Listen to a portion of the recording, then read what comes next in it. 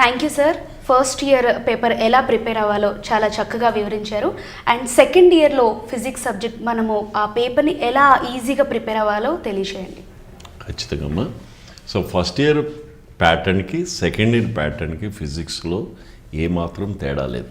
అదే first section VSAQs, second section SAQs, third section long answer question. ఇప్పుడు మనం second year paper analysis చేస్తే మనకు ఎలా ఉంటుందో మీకు చూస్తుంది.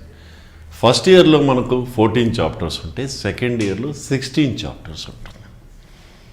అది ఒక్కటి తేడా. ఎగ్జామినేషన్ ప్యాటర్న్ నేను చెప్పినట్టు section A, section B, section C same ఉంటుంది. సేమ్ 20 మార్క్స్, 24 మార్క్స్, 16 మార్క్స్ ఉంటుంది. అయితే కొంచెం ఇక్కడ తేడా ఏంటంటే లాంగ్ ఆన్సర్ క్వశ్చన్స్ ఇక్కడ కూడా ఫస్ట్ ఇయర్లో లాగా 3 చాప్టర్స్ నుంచే వస్తుంది.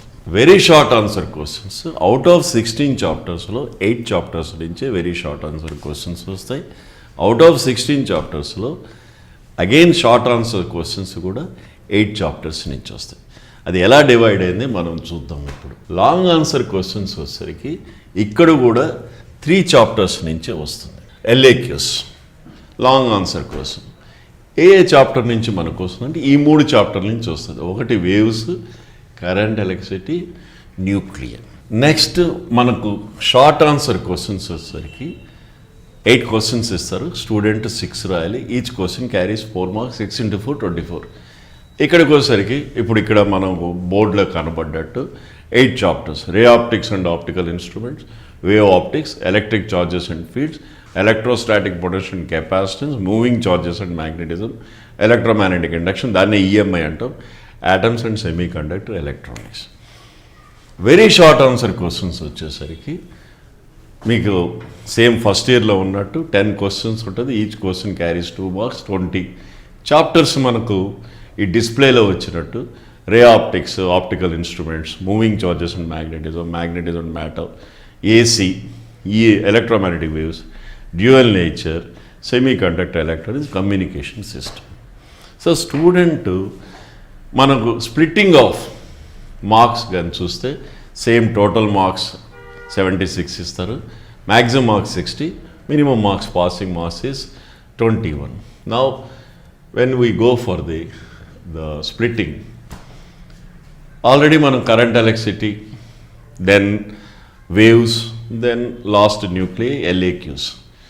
ఇక్కడికి వచ్చేసరికి వెరీ షార్ట్ ఆన్సర్ క్వశ్చన్స్ వచ్చేసరికి మ్యాగ్నెటిజం అండ్ మ్యాటర్ అనే టాపిక్ ఎక్కువగా student very short answer questions concentrate చేయాలి. దీంట్లో 2 క్వశ్చన్స్ వస్తుంది.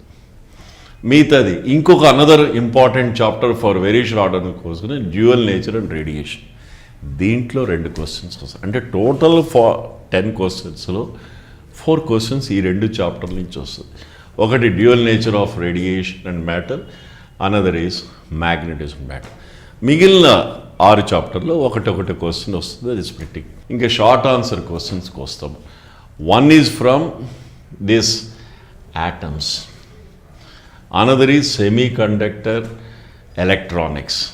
Next I'm talking about short answer questions moving charges నుంచి. నెక్స్ట్ ఈజ్ ఈఎంఐ అంటాం, దాన్ని ఎలక్ట్రోమాగ్నెటిక్ ఇండక్షన్ అంటాం. నెక్స్ట్ రే ఆప్టిక్స్ అనేది, వేవ్ ఆప్టిక్స్ నుంచి, ఎలక్ట్రిక్ చార్జెస్ అండ్ ఫీల్డ్స్ నుంచి, ఎలక్ట్రోస్టాటిక్ పొటెన్షియల్ అండ్ కెపాసిటెన్స్ నుంచి వస్తుంది. సో ఈ విధంగా ఒక స్టూడెంట్ ఒక నిర్దిష్టమైన ఒక పర్ఫెక్ట్ ప్లానింగ్తో వెళ్తే ఫస్ట్ ఇయర్లోనే కాదు సెకండ్ ఇయర్లో కూడా 60కి 60 తెచ్చుకునే అవకాశము, ఛాన్సెస్ ఎక్కువ.